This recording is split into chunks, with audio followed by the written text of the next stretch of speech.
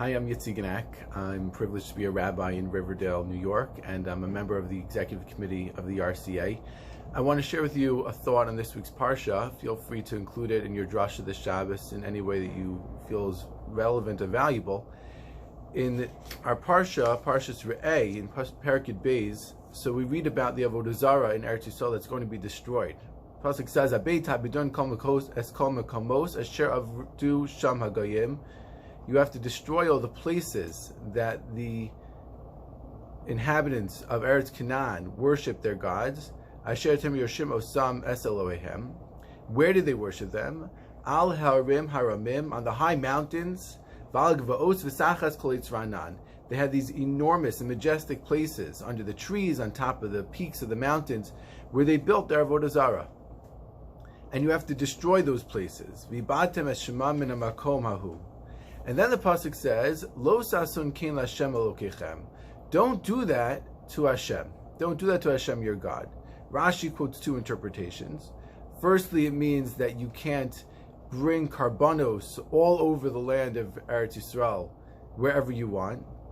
Rather, you can only go to the Mishkan and the Mikdash, which is mentioned in the next pasuk. Ki im el hamakom asher yivchar Hashem Elokechem mikol shivteichem l'sum es shemo sham.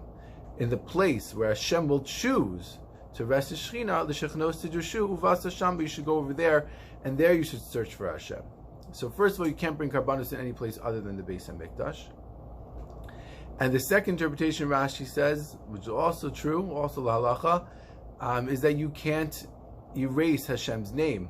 So the Isser to erase Hashem's name, or anything, Davar Shel Kedusha, is also learned from this pasuk. I think the Ram also applies it to destroying a shul. Also, that's for Avodah Zarah is destroyed. Everything that is holy has to be kept true. But there's a really interesting comment of the Klei Yakar that I wanted to share. And he says that it's referring to Lo Sasun Kain, don't do this to Hashem. It's referring to the places that were chosen for Avodah Zarah. What were those places? There were these high mountains under these majestic trees. And the Klei Yakar says that they were chosen. Why did they choose to build the Avodah Zarah of Baal on top of a peak or on a cliff with great views? He says because ki ein halilim mechabdim es hamakom, because they were nothing. It was Avodah Zarah. There was nothing there. They didn't lend any significance to the place. El hamakom mechabdam. They chose a special place, a place that inspired awe, because that would transfer backwards to the Avodah Zarah. The Avodah Zarah was nothing. So it needed to be in a place that in itself was awesome. But Hashem's not like that. Hashem's not like that.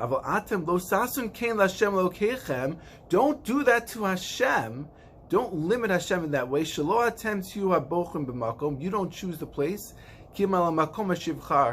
Hashem. Because he says, why Hashem's going to choose the place? Ki hu yisparach habocher v'lo atem ki ein kvodo yisparach tali b'makom.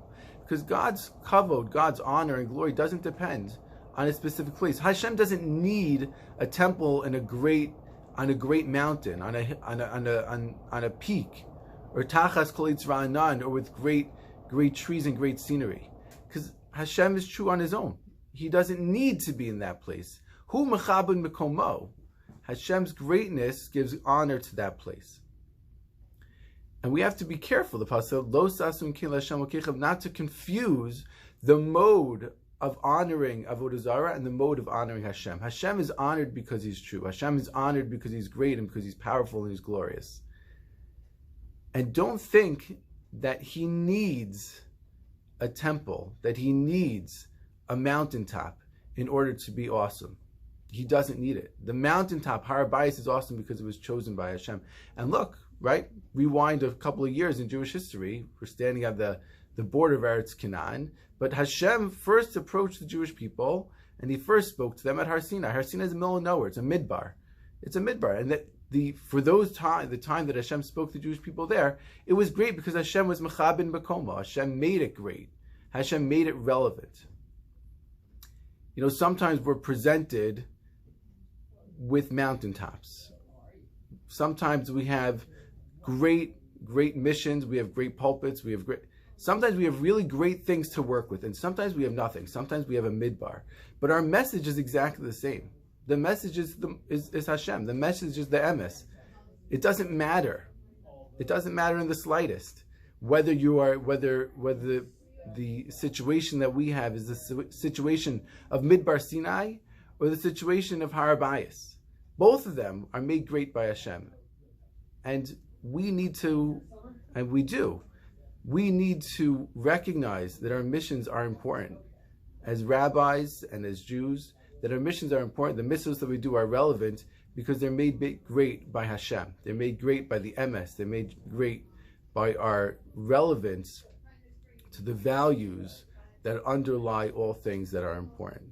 Lo sasum ken Hashem okeichem. Don't confuse avodah zarah with Hashem. Hashem is so much greater than anything, that any place where He chooses to rest His Shekhinah, and our relevance is our connection to Hashem, not the outside things, the environment where we happen to find ourselves.